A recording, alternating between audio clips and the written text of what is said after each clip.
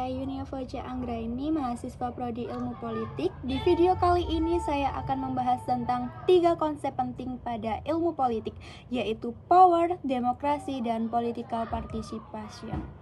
Kenapa konsep ini penting?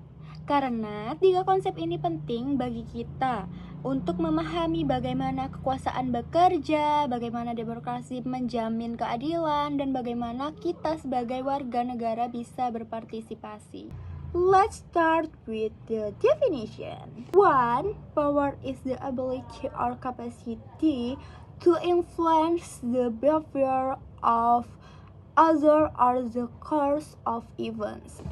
And 2. Democracy is a system of government in which power is vested in the people, who rule either directly or through fairly elected representatives.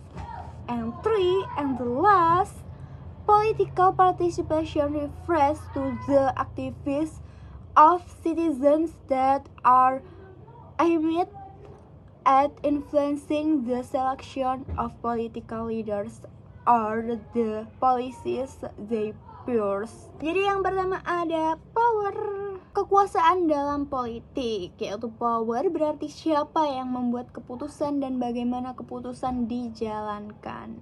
Contohnya di Indonesia sendiri, yaitu presiden memiliki kekuasaan eksekutif untuk menjalankan pemerintahan, sementara DPR memiliki kekuasaan legislatif untuk membuat undang-undang. Bila kekuasaan disalahgunakan, rakyat punya hak untuk mengkritik dan mengawasi. Itulah pentingnya keseimbangan kekuasaan. Yang kedua, ada demokrasi. Demokrasi memberi kita hak untuk memilih pemimpin dan berpendapat. Contohnya melalui pemilu, rakyat Indonesia bebas memilih presiden dan wakil rakyat tanpa paksaan. Demokrasi menjamin bahwa kekuasaan berasal dari rakyat, oleh rakyat, dan untuk rakyat. And the last, 3. Political participation ataupun partisipasi politik. Berarti kita ikut terlibat dalam urusan politik tidak hanya lewat pemilu tapi juga dengan berdiskusi, mengkritik kebijakan atau ikut organisasi sosial. Misalnya, anak muda yang kampanye di media sosial tentang pentingnya pemilu jujur, itu juga bentuk partisipasi dari politik, tapi melalui media sosial.